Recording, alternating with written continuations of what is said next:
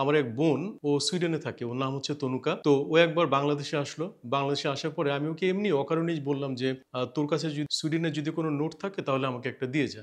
ও আমাকে তখন একটা সুইডেনের 100 ক্রোনার একটা আমাকে নোট দিল, যেটার মধ্যে আমি দেখলাম যে খুব সুন্দর একজন রমণীর ছবি। আমি তারপরে বিষয়টা ভুলে গিয়েছিলাম। তো অনেকদিন পর আবার নোটটা যখন আমি বের করি তখন মনে হলো যে আচ্ছা এই মহিলা কে। তো ওইটাকে আমি সার্চ করে দেখলাম যে উনি একজন অভিনেত্রী ছিলেন, ওনার নাম হচ্ছে গ্রেটা গার্বো। তো তখন আমার মনে হলো যে একজন অভিনেত্রী যদি একটা নোটে আসতে পারে তার মানে বিষয়টা খুব সাধারণ নয়। তো তখন আমি রিসার্চ শুরু করলাম, ওনার গল্পটা পড়া শুরু করলাম। গল্পটা খুব ফ্যাসিনেটিং ছিল। তো তখন মনে হলো যে এরকম বিষয়ে একটা কিছু করা যায়, কিন্তু বই যে বের করে ফেলবো আমি তা কিন্তু ভাবিনি। এটা গত 2 বছর আগের ঘটনা। তো তখন আমি ভেবেছিলাম যে আমি, যেহেতু আমি জাতীয় দৈনিকগুলোতে লিখি, তাই আমি ভেবেছিলাম যে আমি ছোট ছোট করে কিছু কিছু গল্প লিখবো। তো এই গল্পগুলো যখন আমি লিখছিলাম, লিখতে লিখতে দেখি যে আসলে এরকম একজন দুজন নয়, অনেকে আছে।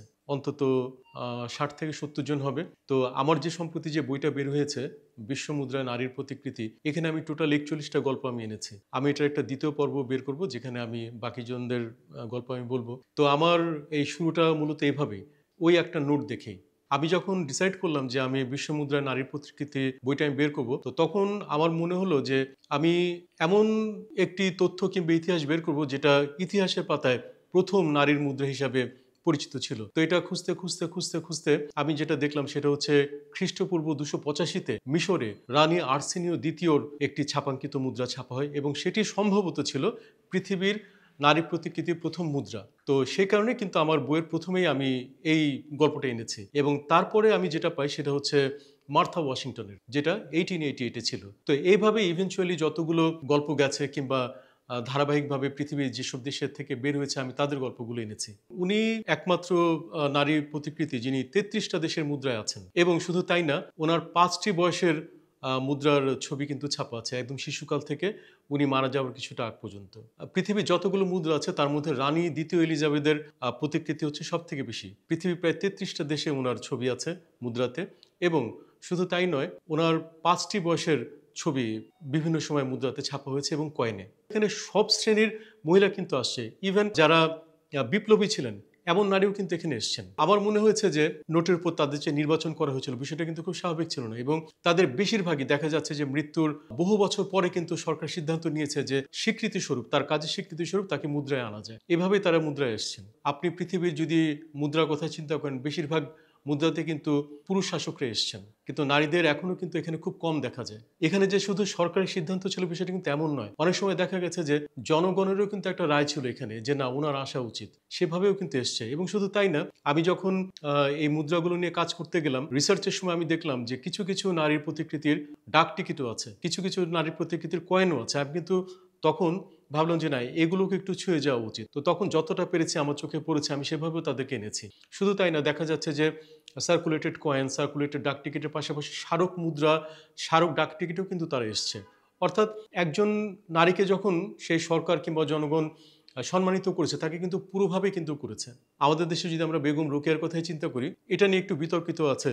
যেমন অনেকে বলে যে উনি ওনার জীবন গড়ার পিছনে তেমন কোনো ভূমিকা নেই, ওনার স্বামী ওনাকে সাহায্য করেছিলেন, কিন্তু মূল কাজটা তো উনিই করেছিলেন। এই যে নারী শিক্ষা জাগরণ, সে সময় একজন সাধারণ মহিলা হিসেবে উনি যা করেছিলেন, তো উনি আসতেই পারতেন। আমাদের দেশে সুফিয়া কামাল ছিলেন, উনিও অনেক আন্দোলনের সাথে জড়িত ছিলেন, আসতেই পারতেন। ইন্দোনেশিয়ার যার গল্পটা আমি করেছি, উনি হচ্ছেন রাদেন আর্জেন কার্তিনি।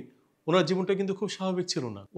ওনাকে অনেক ত্যাগ তিতিক্ষা পার হতে হয়েছে। ওনাকে যার সাথে বিয়ে দেওয়া হয়েছিল তিনি ওনার থেকে 24 বছরের বড়। 12 বছর বয়সে বিয়ে দেওয়া হয়েছিল, এবং তারও আগে তাকে 2 বছর গৃহবন্দী রাখা হয়েছিল। কারণ সেই সময় নারীদের একটা নিয়ম ছিল, বিয়ের আগে তাকে অন্তত 2 বছর গৃহবন্দী থাকতে হবে, এবং সে সবকিছু, সমাজের সবকিছু থেকে বিচ্ছিন্ন থাকবে।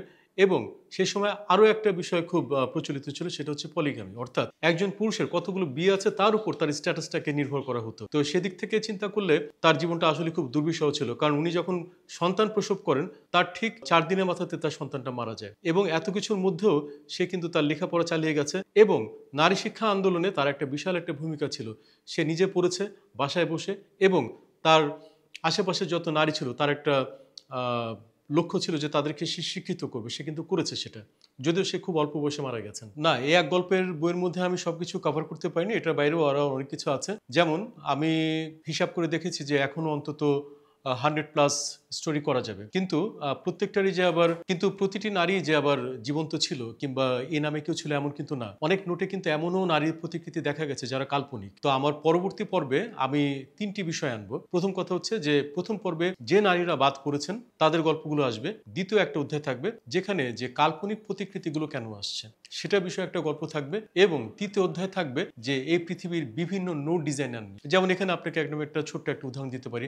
স্বাধীনতার পরপরই কিন্তু আমাদের দেশে একটা নোট বের হয়েছিল, 1 টাকার নোট, যেখানে দেখা যাচ্ছে যে একজন নারী ঢেকিতে ধান বাচ্ছে, একটা লাঠি দিয়ে কিংবা ঢেকিতে যেভাবে ইয়ে করে। এটা ডিজাইন করেছিলেন আমাদের শ্রদ্ধেয় কেজি মুস্তফা। বাংলাদেশের অনেক নোটের ভালো ভালো ডিজাইনার কিন্তু কেজি মুস্তফা। তো ওই নারীটা কিন্তু কাল্পনিক ছিল। তো আমার সে গল্পের মধ্যে কিন্তু সেই গল্পটাও আসবে।